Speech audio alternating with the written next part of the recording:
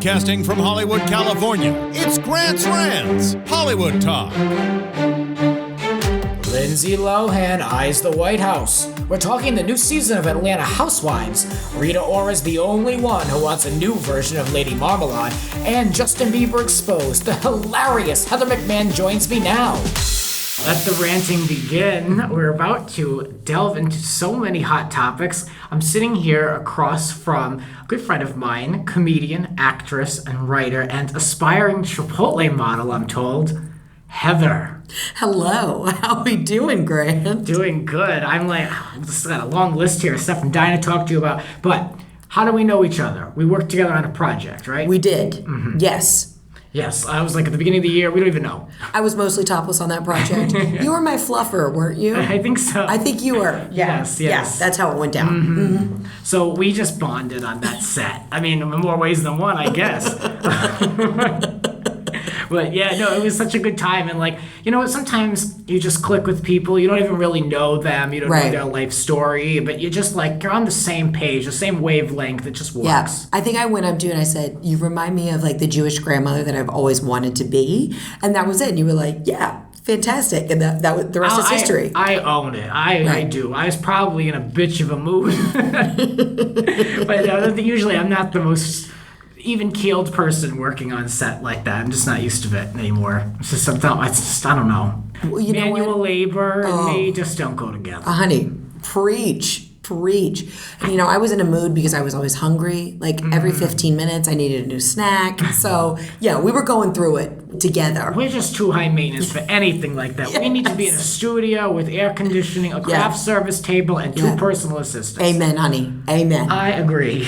Live your best life. Yes. And you can only do it with help. Exactly. I'm from the South. Trust me. I'm all about it. So you're from Atlanta. Yeah, from Atlanta, born and raised. Yeah. Nice. So let's talk about the upcoming Atlanta season of Housewives. We'll make that transition right quick. Yeah. Okay. It was like Christmas morning, the fact that Sheree is coming back. Yes. I'm freaking out. Who gonna check me, boo? Okay. That's neck roll around. That gif goes, I'm still sending that gif around. Yeah. I can't even with her. I'm so obsessed. I'm obsessed to see if Chateau by Sheree, or Chateau Sheree, sorry, gets built. Has it been built? Have we even broken ground? I don't know. I heard that she ended up selling that house before it was even done. She just sold the unfinished. The bare bones. Yeah. I believe it. I heard she just sold it off. But I don't know. They're going to show it. There was a clip in this season on Real Housewives of Atlanta. There's a clip of it. So of her weeping over the the for sale sign. Yeah. I live for Sheree. I'm so excited. Is he by Sheree still a thing? It wasn't he. It was she by Sheree. Well, I know that there was a he, though, because, Andy Cohen was wearing it one night when she was a guest. And he said, I'm wearing he by Sheree. Oh, no, she did not start making men's, tuxes? What? It was just it was a basic gray suit. I mean, she must have just made it for him and said to say. I mean, that's all that it is. But, it's so stupid. I am excited for her. And they need to have that, original chick carried on, because God knows I am so sick of Nene. I have no allegiance to her. I don't care. Goodbye. And you know what? I enjoyed that whole promo, and her face wasn't anywhere near it. I had just as much entertainment coming out of that as I did if she was around. I have always gone up and down with Nene. I love Nene because she's just one of those people who just keeps it 100 all the time. She does. But I really miss, the first two seasons were so good when you had Kim Zolciak and Nene. Okay. A side note, people stop me all the time and they think I'm Kim Zolciak. That's my doppelganger, apparently. So yes. I'm couldn't have made my day any better. But yeah, so I miss those days of Kim and Nene together. I thought the last season when it was just Nene, I think you need that extra crazy element of, the white girls chain smoking cigarettes and drinking Chardonnay, driving her Mercedes. I do. I think that they need that. And then we have the new girls on this season, Kim Fields, who was on The Facts of Life. Yeah. And then Shemaya Morton. I don't know anything about Shemaya. No, me neither. I don't know anything about her. I hope I'm pronouncing that right. Sounds about right. Pretty sure. Yeah. I'm glad they keep Kenya around. I She enjoy is her. next level, certifiably, needs to be in a padded cell, crazy. Yeah, I think she's like one incident away from having to have her head looked at. 100%. I don't know. To me, she's like the perfect example of what these housewives are. She's got the rented house, the Yes. rented car, but yet she's walking around in these expensive dresses. She's really got nothing actually going on. Yeah, and I guess she said she has her own production company, or she's a producer. Yeah, oh yeah, she's a producer of multi-million-dollar films. That's how she was introduced. Which I've never heard of any of them. No. There was one film. I just need one title. Like, just give me a title. Yeah. Just one. Yeah, a box office hit. Yeah, okay. Which one?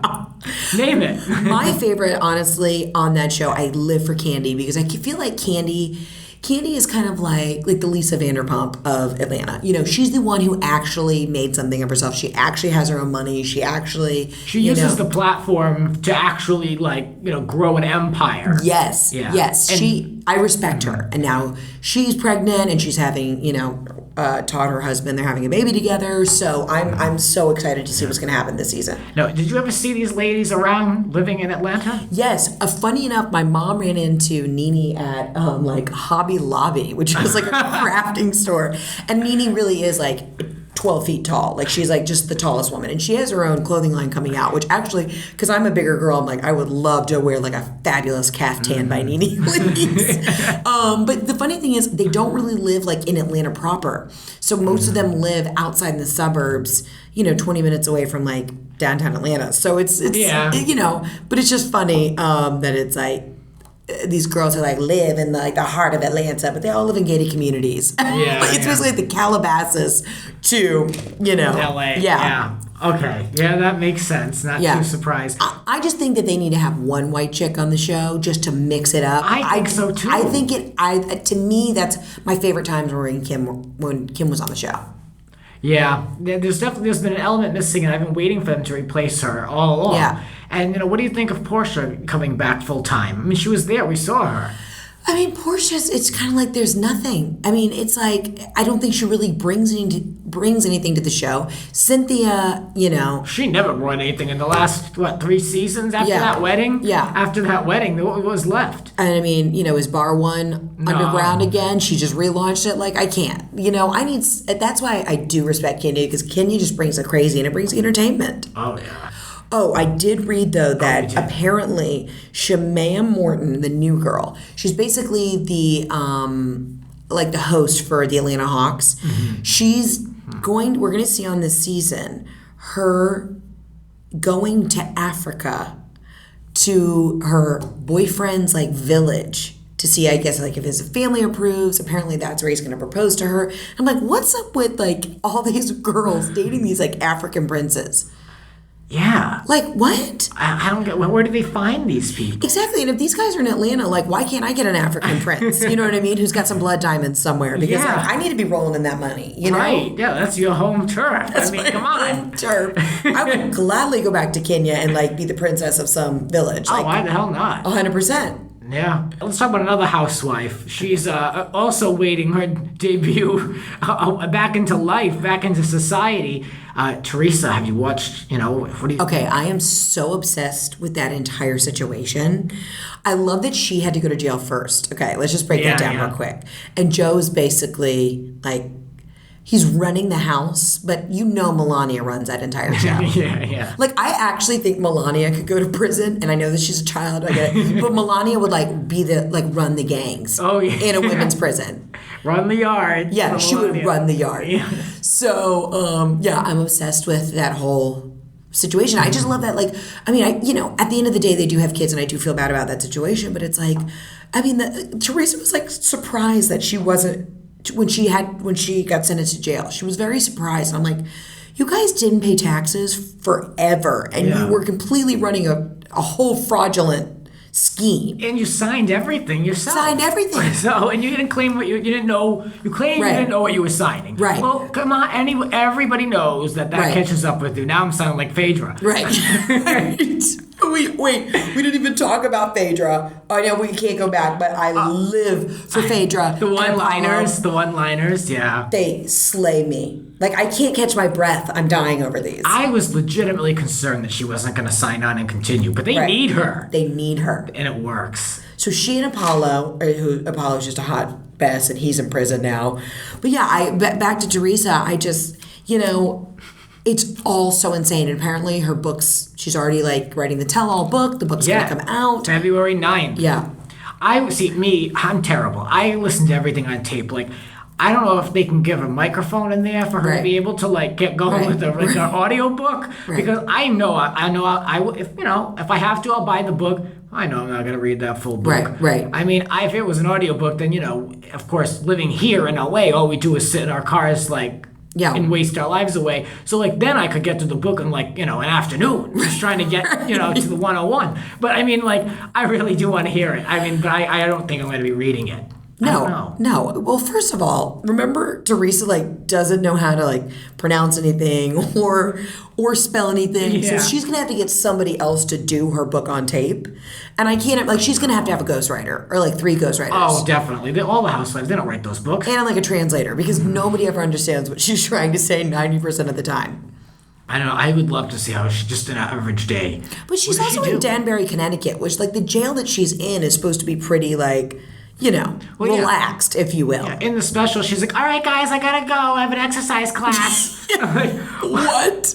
And the lawyer is just the fingernails just grating into that table because it's because Joe said in the show, he's like, oh yeah, she's in a day spa. And then it cuts to the lawyer and it's this is not a country club. Right. She is in prison. So it's they are trying so hard to you got the lawyer on the one end trying to make it seem like she's doing hard time to, to make, everything look good. And then you've got Joe who just, continues to do and say the incorrect things. I just don't understand why somebody hasn't given him a cease and desist. You cannot speak. You cannot even go on television. I just don't understand why someone's not pulling the plug on him. Like you're saying, every time he opens his mouth, his attorneys are seizing, having full-blown heart attacks because this guy is just, it's insert foot in mouth every time he speaks. He really should. I don't understand why they were even on the last season. Yeah. You gotta pretend like you're so humbled by the situation. Yeah. Well, and I love that when they were originally saying oh, he's gonna get deported. Okay, first of all, he's from Italy. I don't know if you've ever been to Italy, but Italy is the greatest place on the planet. So I don't, everyone's oh, it's terrible, he's gonna be deported. I'm great, just move your family to Italy and eat pizza all day. Yeah, you're not being exiled to Alcatraz. You're not going to Uzbekistan, okay? Yeah. You're going to Italy. Yeah. No, I don't know. I don't feel sorry for him. No, so you don't, not at all. No, even I don't. The little moments that they play on your heart, you don't care. Hell no. Granted, I feel sorry for the kids, but that's it. No, I don't because... You play, you pay. Yeah. And I just think people nowadays, you've got to pay your taxes. That's the only, you have one job. Just do it. When Wesley Snipes was in jail for not paying his taxes, he didn't pay his taxes for years. It's okay, Uncle Sam will catch up to you. There's 2 people I always fear, Uncle Sam and the mafia. That's it. Other than that, you're pretty good. Mm-hmm. From one mess to the next, Lindsay made an announcement recently that she will be thinking about running for president in 2020. Okay, so here's my thought on that. You could not even get through one season of Oprah doing a show about you. You're not running for president. Let's just face it. To me, that sending that message out is saying, I'm using again. Straight up. You think so? Yeah. Okay. See, to me, I think it's her just being this is being on the pulse of just getting back into what people are talking about and getting the attention she wants. She claims she wants this private life in Europe, but when you tweet things like that. Yeah, what is her deal in Europe? Somebody's got to break this down for me. She's just she's living in London, she's living in Italy. What is her situation over there? She applied for permanent citizenship from Great Britain. In Great Britain. I'm so sorry. Come again? So, yes. And now she's thinking about running for president. See, it's always just a joke. Right, but right. I love her. I love the mother. I have a framed photo of Dina on my bedside table. In Dina we trust. I love everything about Dina. She's that documentary. I just ate everything up. The house, the mother, everything. So Lindsay would rather live in Great Britain. She doesn't want to like hole up with Dina in New Jersey or Long Island. They're Long Island. Yeah. Oh my gosh. Yeah, Oh, it's amazing. The house is in and out of foreclosure like every other month. If they've lived in it for 30 years, it's still like mortgages are paid. I wonder if like Lindsay ever lays in bed at night and just thinks like, I wish I could go back to those Parent Trap days and just start over. I think she's so far gone. So far. It's just that's like another time. That's like another life to her. And I was so obsessed when she did the show on OWN, the Lindsay documentary. But I'm like, how terrifying is it if Oprah shows up at your mom's house to basically like scold you? Like I've actually seen Oprah in person and she's just the most lovely woman, but just has such a powerful presence. But I'm like, if she showed up at my house, I would be like scared out of my mind. Yeah. But see, Lindsay doesn't think in consequences with anything. She doesn't think that way. Yeah. She just floats through. What is someone going to do to her? Okay, can we gossip for a second? Yeah. So I had a friend who worked at a hotel, and I will keep that under wraps, who basically waited on her, and she stayed at the hotel for like 2 weeks, and like every single credit card got declined. Her boyfriend had to like throw in the cash for it, and when my friend went in to then look at the room afterwards to see like incidentals and all that stuff, she said there were just chicken wings everywhere. She's like, I don't know if Lindsay like had like a party platter of like 1,000 chicken wings. She just said there were literally chicken wings everywhere. So that's what she found, huh? Yeah, what does she doing for money these days? I know she did those plays. I don't know what the hell type of money. Trust me, there's no money in play. I know. I'm trying to think. You're not making enough money in a play, even on the West End, to support your Ibiza yacht habit. Like, it doesn't work that way. It doesn't work that way. She just pollinates from group to group of people, and then she burns them out and moves on to the next. Right. I mean, I would love to go out with her. I heard that. Yeah, because it would be the best time of your life. Her and her mother, I did hear a story that they had a table at the Abbey in West Hollywood, and that the mother just kept ordering bottle after bottle after bottle, and then they all went back to Dina's hotel room, and Dina had The Parent Trap on DVD, and they all watched it until they passed out. Okay, I hope this is true. Like, I would do anything for this to be true, and I'd do anything to be in there watching it with them. I want to be a fly on the wall.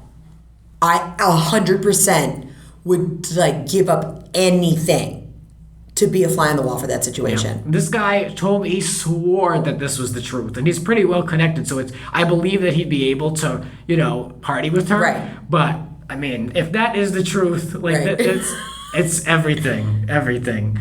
Oh, I just love Lindsay. I don't know. I don't think she's gonna run, but I just want no one's made it yet. I'm looking for a Lohan 2020 banner. I just need it for my cover photo. Can I tell you not to get too political, but I have been saying this since day one. If we had just a really intense power lesbian run for office, I'm talking power lesbian as in like drives a Subaru and it's got some Tevas on. The full throttle. Yes. Has a wife named Tammy, 2 adopted like mixed race kids. That's who's gonna end up winning the next presidency. Like I'm like because imagine being a terrorist and you get a phone call from like Brenda, and she's like, you really want to nuke us? Like I think you should rethink that. There is nothing more in this world that I respect and fear than a power lesbian. They get stuff done so quickly and efficiently, and I'm just like, God. But they're also so like really intense. You know what I'm saying? Yeah. Like I respect a power lesbian. You want to get a stop sign put out the end of your street, you call your power lesbian friend. Yeah. Brenda will come over and she will be at the head of city council on Monday, 7 a.m. You know what I'm saying? And you know what it is about power lesbians? The haircuts. That's what intimidates me. Because they're just like low maintenance, but there's a little bit of style. Yeah. But they're there. You have a quarter of pomade, just a little bit, just a quarter size amount of pomade, and you could run the country. I don't know why they just don't put in Susie Orman. That is the most brilliant thing I have ever heard. First of all, she's already like the queen of fiscal responsibility, so she would whip up the entire financial situation of our country. She's in that age bracket where it would be appropriate, Right. She could carry that position with Authority. Yeah, Yes. authority. She's gorgeous. I think she's so beautiful. She rocks the power suits more than Hillary. I'm sorry. Hillary, she still hasn't found her stride in the fashion world. I think, like, my girl Suze, I think she would look so much better in she'd wear like a gold lame power jacket. You know what I'm saying? A little more flair. And I feel like she doesn't need any type of first family or anything like that. No. She can just run the whole, get in there and get to work. She'd show up with her 2 like Cocker Spaniels and just like shut stuff down. Yeah. Yeah, I think we need to, if you're listening, Susie, we need you to run for president. Yeah, it's time. Although I don't think she drives a Subaru. I think she's the kind of power lesbian who still has like a really, really nice like Mercedes like C-Class. Probably. / maybe like driver. Do you think she has a driver if she's in New York? She probably does have a driver, but actually the more I think about it, she probably drives like a 1999 Mercedes C-Class because she's like, again, the queen of, being smart with your money. And the more I think about it, she would never pay a driver. Yeah. For a service she could do herself. Exactly. No. It's time. I'm telling you, Susie, it's not too late. Get in the game, girl. It's not. Grant and I will run your campaign. We're all over it. We're already doing it now. Come on. Yeah, I think she needs to be the next president of the United States of America. Well, from one power lesbian to another, let's talk about the Biebs. Oh, my favorite power lesbian. Please tell me you heard what he said recently about going to church. I've heard a lot of things recently. I try to forget. I used to not be on the Bieber train, and now I've gotten on the Bieber train. I'm like, you know what? I'm going to celebrate this kid. Like, he really is talented. But then he came out and said that he goes to church, and he said, I don't have to go to church to be a Christian. It's kind of like if you go to Taco Bell, you're not a taco.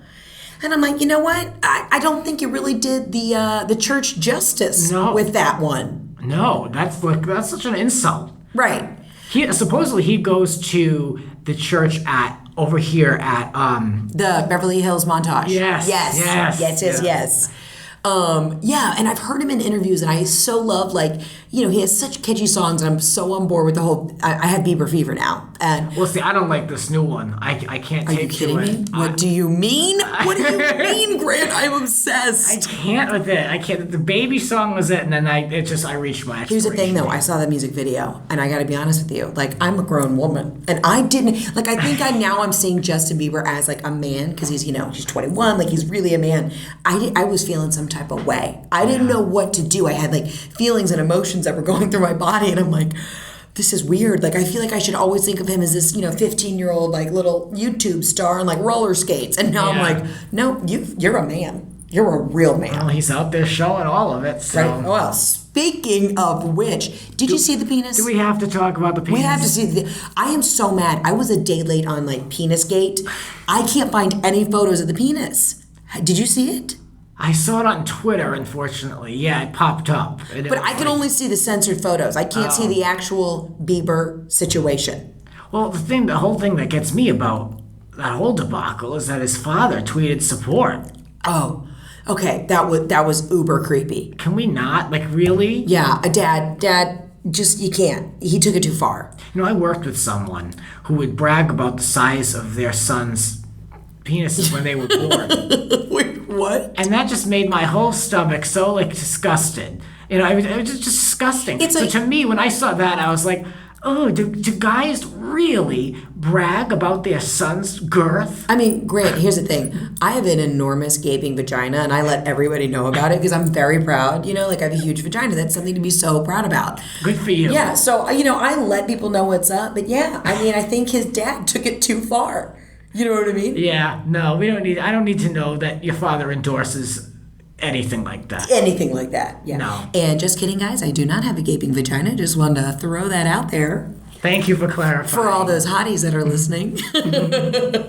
Well, I can't talk about this penis gate. I absolutely can't anymore. I understand. Rita Ora wants to do a little redo of the Lady Marmalade song that was huge in 2001.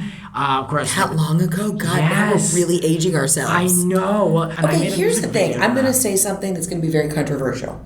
I wasn't a huge fan of the song when it first came out. I mean, I loved all the people in it. Like, I live for Pink solo when she's like riffing and everything. That put Little Kim on the map for me. I live for Little Kim. You know, Me I too. live for her. This was like pre-plastic surgery, so she was still like hood, like So hood.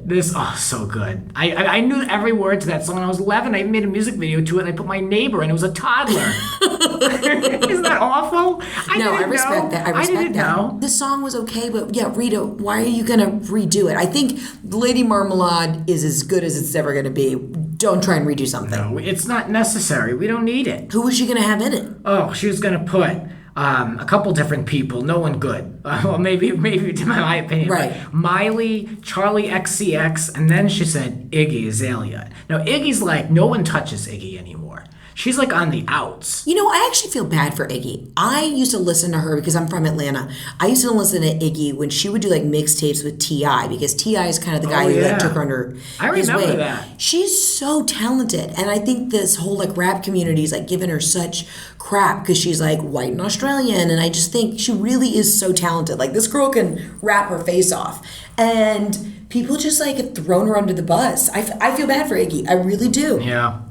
Yeah, I mean, I don't know. I saw this gravestone. It said Iggy Azalea career, 2014 to 2014. And I was like, that's awful, but it's kind of brutal. But it's kind of true. Well, everybody ran her out. I think she didn't even like really stand a chance. She's got no tour. She hasn't had any Her tour got music. canceled. Yeah, like I think twice. I think it, not once, but twice. Yeah, I think it's a shame. I think she was really talented. I mean, look, white rappers, hello, Eminem crushed it. He did his own movie. I think that the rap community and just the media in general has really just been awful to her. Yeah. And I think she's talented. I do. Also, speaking of Miley, have you heard her free album that she just put out? No. It is the trippiest. I don't even know how to talk. That. I don't even know how to describe it. I basically listened to it. My girlfriend sent me that. I was like, Heather, oh my God, the free album's out. So I go on her website and I started listening to it. And this is like, 9 a.m. on a Monday when I'm drinking my coffee. And I felt that I had taken 4 tabs of acid. Oh, God. It is next level. I mean, you can tell that she's just like out of her mind when she's recording it. None of the songs really make sense. There was some song about her dead pet. Yeah, she did a whole... that one, and I You're like, I'm out. I fast forwarded and it kept going on and going on. How the hell long is this song? 6 minutes. And then she did that song on SNL. She was on the season opener of SNL, and she had like photos of her pets on the piano and the outfits. I just want Miley to get back to like the core of Miley, which is like fun and spunky, but it's starting to get weird and too drug induced. Yeah, no, I mean, she's good. I don't have much respect for that. She knows the age group of her fans. Right. Why are you introducing all these bad habits to Exactly. them? I know she can do whatever the hell she wants, but it's very poor taste and it's very irresponsible. Also, because it's so in your face. I want to know what Billy Ray's thinks of all this. Yeah. Like, is he sitting mother. back being like, Molly, I just love that you're topless 24/7, 365. Yeah. Oh, and they're doing the naked concert with the Flaming Lips. The guy from the Flaming Lips helped her with this new album, and so you can hear that kind of Flaming Lips-esque sound. But she's like running with that whole crew, and it's a lot of drugs. You can hear it in the music. Well, and not only that, these artists, it's a huge departure from the last album and what she was, which made her the household name Miley Cyrus and no longer Hannah Montana. Like, that's what made her the MTV, crazy person. So now it's like she went in a completely different direction. Gaga did that with her last album. Right. Not the jazz one. I love the new Gaga. Can we talk about the sophisticated, fabulous, stunning Gaga? I'm so glad she's not wearing meat anymore. I cannot even tell you. It works for her, but for me, I don't know if Miley will be able to make a transition from something that was fun and upbeat to like these drowning, dirges on the piano. But yeah, Gaga looking good. But she's really reinvented herself. She just looks like a fabulous, like almost like a, she gives me a very Donatella Versace vibe. Like, she's just glamorous now. And I just love her. I adore her. I got kind of off the train when Nicki Minaj started wearing the crazy outfits. It's like, just come back to the core of who you are as an artist. Like, I'm so obsessed with the new Gaga. And I love the beef between Nikki and Miley. I just live for it. Yeah, that was good. That was good. You know, because Nikki's like Lil' Kim, and I know Nikki and Lil' Kim have some feud. I'm Team Kim all day, all day. All day, every day. Yeah. All day. Yeah. Nikki is whatever. I mean, you know, I've got some of her music on my phone, but I'm ride or die Kim. I mean, anybody who's that close to Biggie Smalls, I'm like, mad respect. Mad respect. Love her. Well, you mentioned the feud between Lil' Kim and Nicki Minaj. Let's talk about the home of the feuds, The View. Oh, dun, dun, dun. What has happened to that show, Grant? What has happened? And I know that we talk about this on Grant's Rants a lot. But look, this is something I have a real opinion about. And, you know, we haven't gotten Heather's opinion on The View, so we need to get into it real quick and real deep. The show's a mess. Now, go ahead. Oh, God. It's just, okay, you know, you and I both talked about how we completely are, like, terrified of Barbara Walters. But I don't know what's happening on The View now. Like, Whoopi is just high every day, and, like, you could tell she just doesn't care about anything. She's, like, counting down for that contract to expire. How much money is she making?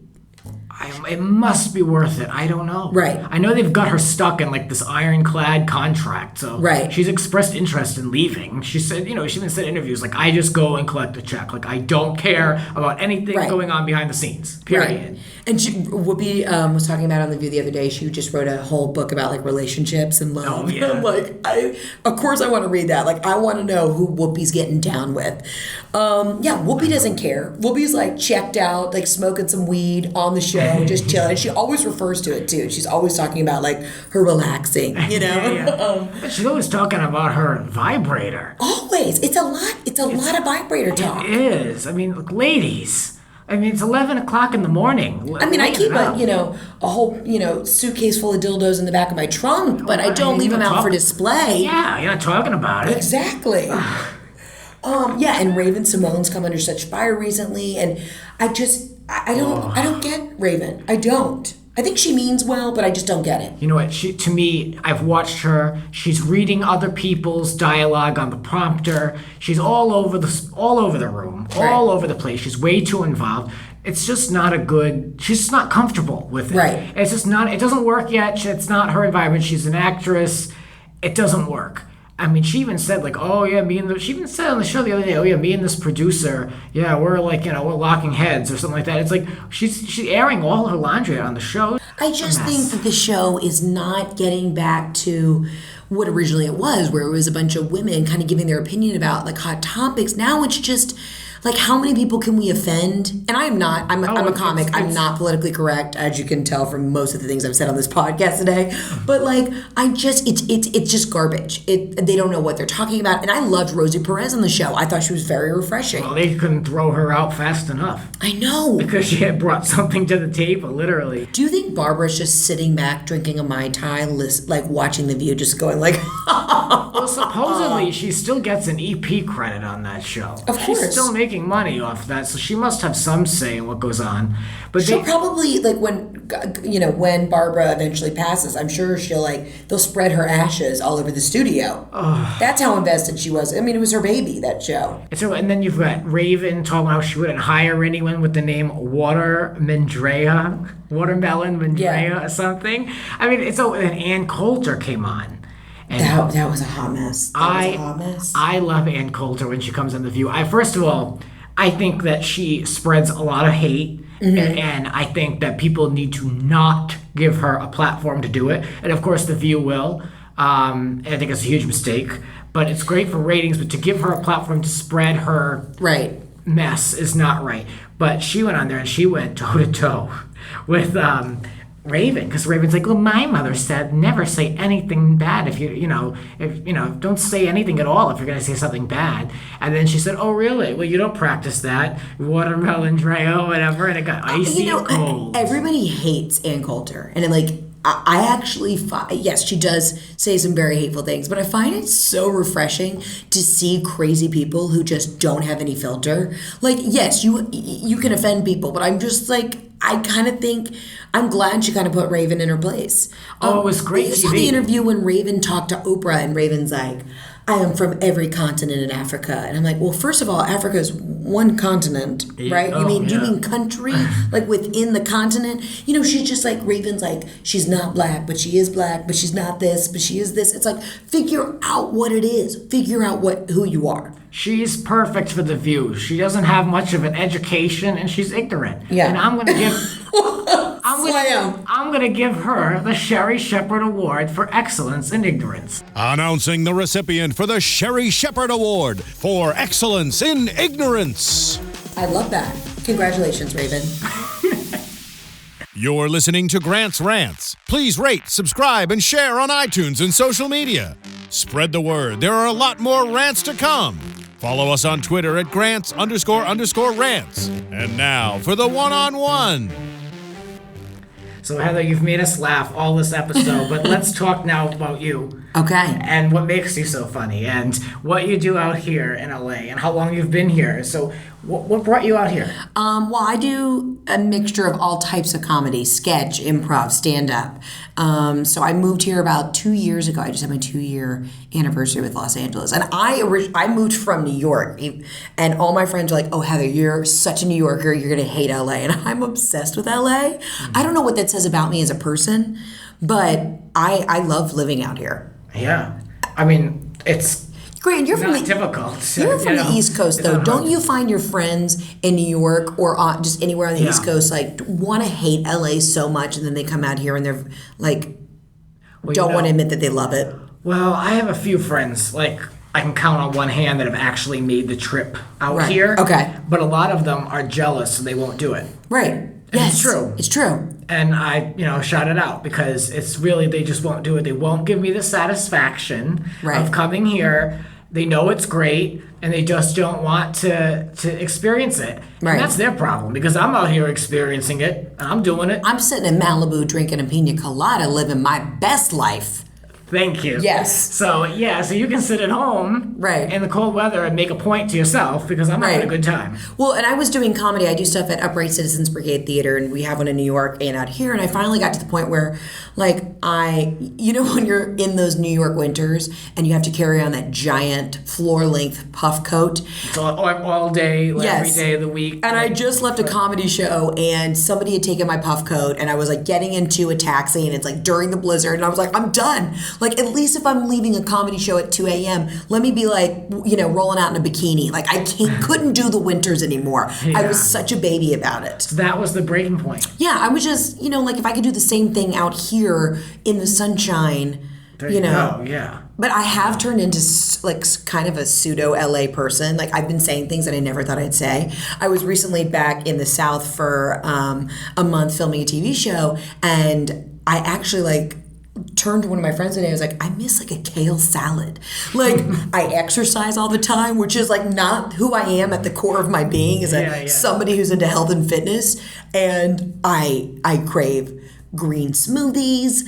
I crave my Zumba class. That's where I'm at in my life, Grant. I know. I'm thinking right now, after this, I have to change. I'm going to yoga, then we're going to Body Factory. And it's who is this? Who is this? No, I still drink. I haven't turned that. I haven't completely lost who I am. I will still turn up some Chardonnay hardcore. Well, I wanted to bring some wine here, but in this undisclosed location, we're kind of behind a glass wall, and I don't know how we get away with it, but I would. What do you think's been in my Starbucks cup this entire time? I'm losing out, Ben. You're enjoying yourself. I'm sitting over here thinking about it. So I came out here to do comedy. You're here for comedy. And I, the lifelong dream is to do SNL. So I'm out here working on a ton of new characters, and I'm going to do a showcase soon. Nice. Yeah. Nice. So I'll have you shout out those dates when we get those dates nailed down. Yeah. So all the listeners, follow me on Instagram. It's Heather K. McMahan is my Instagram handle. And I basically take all these crazy characters that I've created, and I show you 15 seconds in the day of their life. And I just come up with the craziest people. I legit have a bag of wigs in my house. Because I've looked at these. I went back quite a while and looked at all the different characters. The real estate agent and the neck brace grandmother. Yes, well... and the variety of wigs, for sure. Oh, I live for a wig situation. Yeah. I mean, I'm one of those people where I just have so much fun playing other people and I get so into it. I was actually just back in Mississippi 2 weeks ago, and that's where I came up with the idea for Brenda Carlisle, who is Jackson, Mississippi's #1 real estate agent. Because it reminds me of one of my girlfriend's moms, who is actually like the real estate agent. You know, just a powerful woman in Jackson, Mississippi. She closes deals. So I just have so much fun with it. That's what I love to do. And I think it's just so innovative and smart to be able to be integrating that with Instagram, to be able to, I noticed you do this, which is very smart, with the topics, to be able to integrate topics with hashtags to be able to be found, to be able to build followers. Right. You're talking about things or, stupid little, hashtags that people are searching for, and they come upon you and then they're commenting. And not only are they commenting on your videos, but they're adding in people to be able to say, like, this reminds them of somebody. I think it's brilliant. I finally got my big break on Instagram with this Kris Jenner video that I did, which I basically just put on a wig. It was the day that Caitlyn Jenner had come out and, was presenting herself to the world. And I just felt like what Kris Jenner would say is like completely unfazed by the whole thing. And then, I realized with the hashtags, and then people started tagging all their friends, and then now 400 people have commented, and it blew my mind. Yeah. I see a lot of these YouTube stars who, are 13 years old, 16 years old, and they're crushing the internet. And I'm just trying to catch up. I feel like an old lady over here, how do I hashtag? Who am I tweeting at? But really, this has been a whole new learning experience for me as a performer, and just trying to use these new ways to get your material out there. Yeah. I think it's great. I mean, I went back and looked at so many of them, and even the videos with your mother where it's just you and the dynamic. Yeah. Robin McMahon has no filter. I love the one where she's working on the machine. Yes, my mom is 68. She won't be mad that I'm saying this. Doesn't look a day over 40. From Boston, Massachusetts. Packed the can't have it yet. But lives in Atlanta. So she's like this pseudo-celebrity in Atlanta because she's this crazy Yankee living in the heart of the South who just doesn't give, a rat's ass about what anybody thinks. And it's so refreshing to me because I'd always talk about my mom and people never realize no, this is not an exaggeration. This is actually who she is. So now that I can put up videos of her on Instagram and really share this, I actually think people find her really refreshing. Oh, yeah, I love it. I mean, it reminds me of the dynamic with my grandmother when I can get her to really go off on things. Yes. It's real, and you can't write it or make it up. It's just authentic, and that's what so much is lacking. And don't you feel these days, me being in comedy, I've always been that person who, I'm not very politically correct. I'm going to touch on any subject. But I feel like with your grandmother and my mom, they grew up in this age where now they're not going to make any excuses or apologies for the way that they feel. And they don't have anything to lose. Yeah, I mean, they're I don't care. My mom always says, she's everyone's too politically correct. Just be honest. If we were all honest and loved each other, then maybe, this world would go round. I'm that's a good point. Yeah, because it's swung the opposite direction so much. Yeah, now it's everybody's trying to keep up appearances, and you can't say this about that, and it's oh my gosh, at the end of the day, we're all making fun of everybody anyways, so. With all the political correctness, do you feel that ever holds you back in comedy? Do you ever have to think twice? Absolutely. And it's crazy too with stuff that I put up on YouTube, and then the internet trolls are a real thing, Grant. I'm not kidding you. I've had people send me direct messages, and I don't really put up very controversial stuff, but I've had this real estate character that I have who's just this kooky, funny lady who lives in Mississippi. I've had real estate agents reach out to me and be angered by it, and you're this isn't an SNL character. This is not I'm not trying to hurt the real estate business by doing this. You're in a wig. I'm in a wig and a gold lame jacket.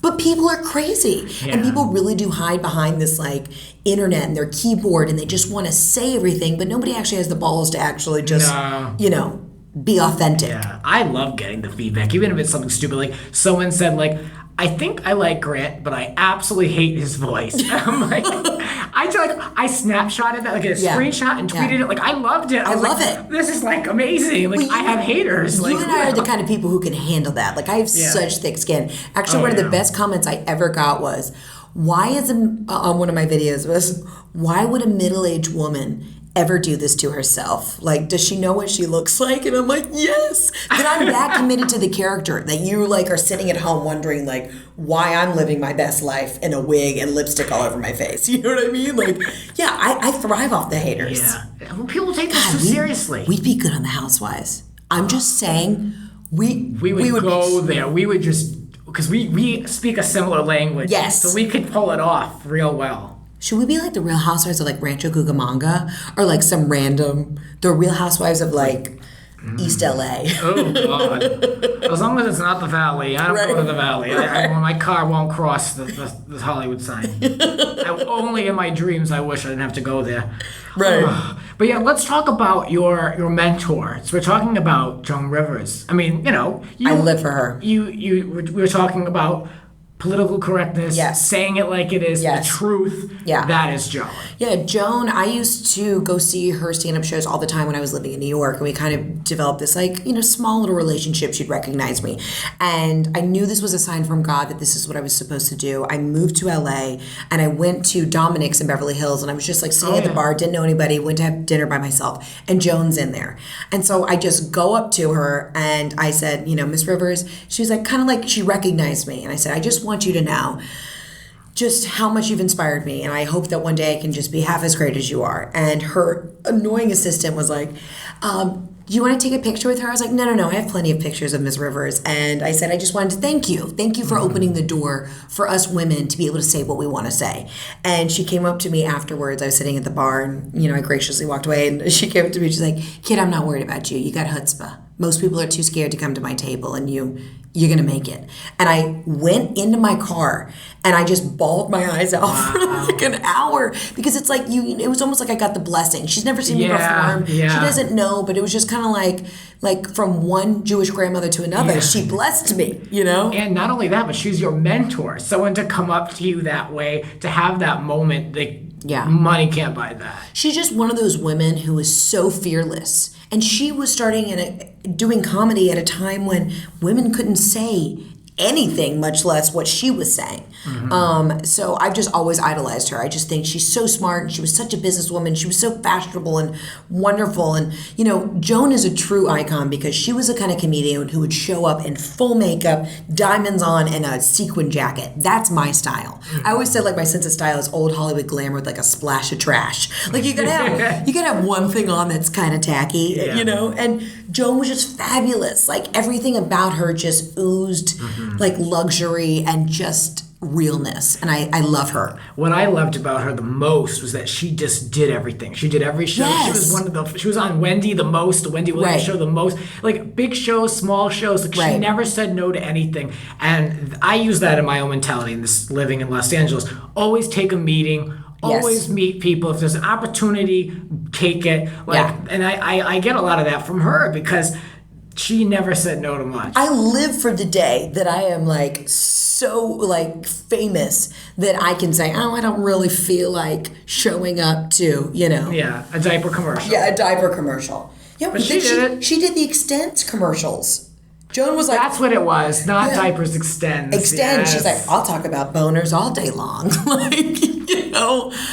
She did it happily. God bless her. And it's so crazy to see some of these people nowadays in Hollywood who are not willing to work or are like picky. I'm like, I will do anything. I've said I will talk about irritable bowel syndrome. I don't care. I will push whatever product it is just to get my face out there. Like, you have to be a hustler in this town. You have to be. Let's talk about that, because that's so much of what the origin of this show is all about.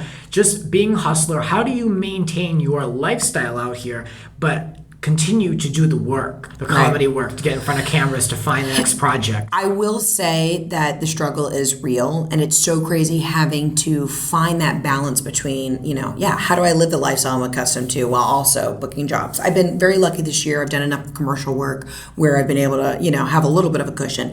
But I feel like in LA is the kind of town where you're always kind of drowning. You get your head above water, and then there's another setback. I have been so very humbled in the past 2 years being here. I can totally relate to just humbling experiences. Yeah. Really having to be like, looking around me like, I never thought I would be in this situation. Right.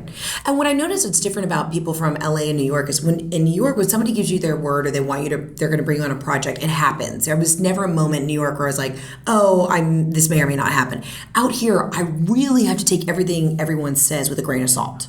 100% true. Do you know how many people have told me I have jobs to my face? Right. And then you can't even get them on an email or on a phone call afterwards. You actually have to harass people out here. Yeah. That's 100% what you have to do. Yeah, it's unbelievable. I mean, to be told you have a job and then to be like, oh, no, I don't. Like, I mean, you can't, you're screwing around people's lives. And I'm really going through that right now as someone who is, on the job market, kind of seeing what's out there right now. And of course, it being kind of the end of the year as we're approaching. Right. I totally get like, it's almost like I take it as an insult when I don't have someone's word with something like that, because we're trying to do business.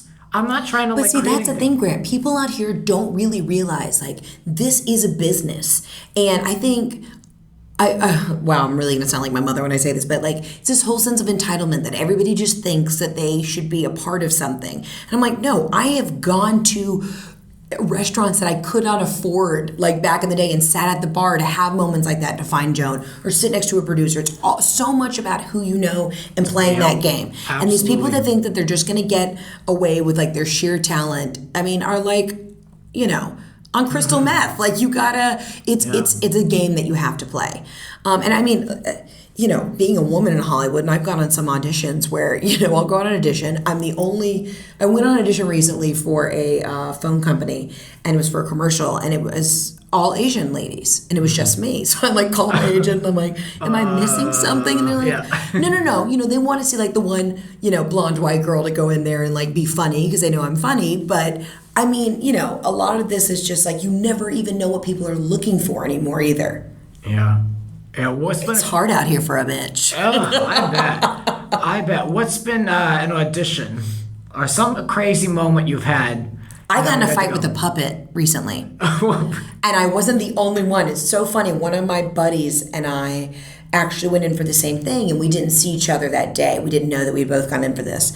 And we had to do a scene with the puppet. And the puppet was, you could tell this guy was an actor who was reading the scene, and he was just so bitter and so aggressive. And he got such an attitude with me. And it wasn't like we were improvising. It was like it was a very strict script for a certain demographic. It wasn't like this wasn't an adult puppet, and I straight up like told the puppet off. So I leave the room steaming. I call one of my buddies. She's like, "No, I got in the fight with the same puppet earlier." Like, I mean, the audition scene. There are days where it's really like I loathe auditioning, but obviously this is what I want to do. So I'm very grateful to even get to be seen by people. Right. But I mean, it's humbling. It is so humbling, the things I've done in auditions. I've rolled around on the floor. I've had to, pretend to like eat a tub of ice cream, like just crazy stuff. You mentioned coming into the studio that you went on an audition that was for perhaps a different demo than you. Yeah, it's so interesting being a woman in Hollywood too, because I do a lot of hookers. I audition to play a lot of hookers, and then the same day I'll have an audition to play a mom. It's like hooker, mom. Oh my God. And I'm 28, and I had an audition the other day, and the breakdown was basically I was in my 40s and I was pretty but borderline obese. First of all, way to get so specific. All right, big shout out to the writer. She's pretty, but she's borderline obese. So I'm not fully obese, and I'm not just chunky. It's borderline obese. Like I'm teetering on diabetes, Yeah. What do you do with that? You just do it. You go in there. And you just show up. I showed up. I slayed the audition. I just, wore the shirt that made me look the fattest that day. I ate a lot of sodium the night before, so I looked a little puffy and bloated, and I just went in there and crushed it. But it's crazy. Nice. It's like I'll never be, thin enough to play the leading lady, the Rachel McAdams, but I'm also not like competing with Gabrielle Sinnebede, for the Precious role. Like I'm in this weird gray area of like, what do you do if you're just a normal sized human? Right. And I've had managers, agents, all sorts of people say either gain 50 pounds or lose 50 pounds because you got to be one or the other. And I'm like, I'm so grateful to people like Amy Schumer and, and like Melissa McCarthy and these women who are just like, no, we're just normal women. Like, let us just play real women roles. You don't have to be one or the other. It's always extremes in Hollywood. Don't you feel that way? I do. In fact, we mentioned Amy Schumer, and I was looking at that interview she did on the Today Show where she had that stylist that actually, could dress her confidently. Yeah. And it's like, to me, when I watch Amy stand up, I don't think that's like a woman that lacks confidence. Right. As successful as she is. Right. The name that she's become through her own hard work, that she still lacks confidence because of her appearance. I think she has looked so incredible recently. But yeah, she's a woman who's just like, she's going to go out with a tank top on and like shorts. She's, she just does her thing. But yeah, I mean, it is so intimidating being in this business. And, and if you're a confident woman, people either say, oh, well, then you're a bitch, Mm-hmm. And I've always been so comfortable in my skin, maybe too comfortable at times where, my friends are like, Heather, you can't go out in a onesie, a nude onesie. Like, you're not pulling it off. But yeah, I mean, especially being a female comedian, you're already up for so much ridicule. And then to not be comfortable in your own skin, like, that's a hard thing to deal with. So I'm so happy for Amy that she's, found somebody who makes her feel empowered by what she's wearing. Right. Good for her. Yeah, You go, girl. I agree, yes. Living out here, you have an interesting dynamic because you're in a long-distance relationship. I am. How does that work? Big shout out to Jeffrey. I call him the Italian stallion. Jeff lives in New York. It works. People don't have to understand your relationship. And we actually joke because he and I have been together 4.5 years. And last year alone, we were in 12 weddings. So we have been together the longest, but all of our friends have gotten married. And it's just, we make it work. We fly back and forth. I call us bi-coastal lovers. To be totally honest with you, it's like, it's much harder on him than it is on me because women in general, like, I was never one of those girls who's like, honey, love me, like, hold me, tell me I'm pretty. Like, I know I'm fabulous. And it's just a very adult relationship.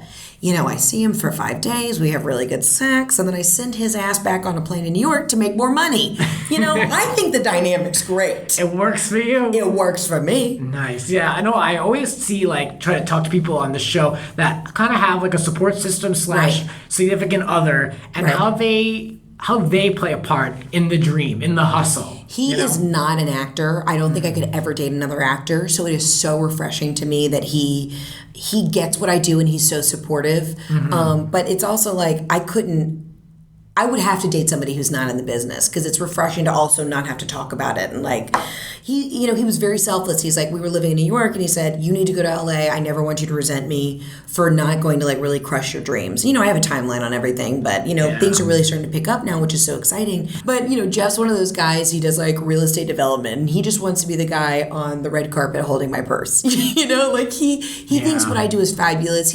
Would come to my comedy shows and be in his cute business suit on the front row, just being like, that's my girl. And so it's amazing to have a support system. That's great. Yeah. That's great. What more can you ask for? What more can you ask for? Now, my dad is the one who's still like, so when are you going to get, join my mortgage company? And I'm like, Dad, I would rather run up and down the 405 naked than have a real person job. I just couldn't do it. If you did that, then you'd gain all the followers in the world, and then you'd be set. Yeah.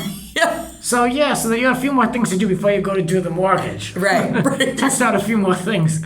Oh, well, it was great having you on. I encourage all of the listeners to check out Heather's Instagram to see the characters. They're really worth checking out, so definitely do that. Follow her on Twitter as well. Yes, same Instagram and Twitter handle. Grant, this has been so much fun. Thank you for having me on. Of course, yes. Well, please leave some comments for us regarding our show, Grant's Rants Hollywood Talk. I do appreciate any form of reviews on iTunes and Stitcher. Heather, thanks for coming in. Thanks. This has been Grant's Rants. Follow us on Twitter at Grants__Rants. Cover art created by Howie Ronay. Voiceover by Sir Richard Wentworth. Original theme music composed by Alexander Arnson. Granted Wish Productions 2015.